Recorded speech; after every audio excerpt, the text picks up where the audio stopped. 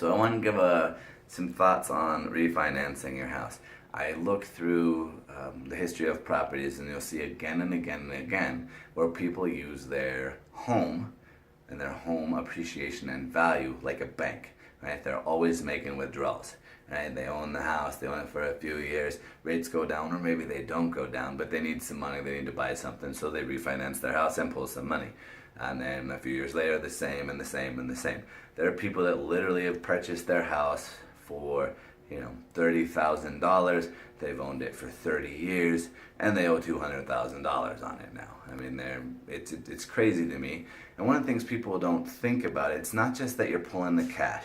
And there's a more important and troublesome side to this. And what that really is every time I refinance, if I'm refinancing in a 30-year fix, I'm starting over. I'm just paying the interest again and again and again. Every time I refinance on that 30-year note, when you first start paying on a 30-year note, the vast majority of your payment goes to interest, not principal.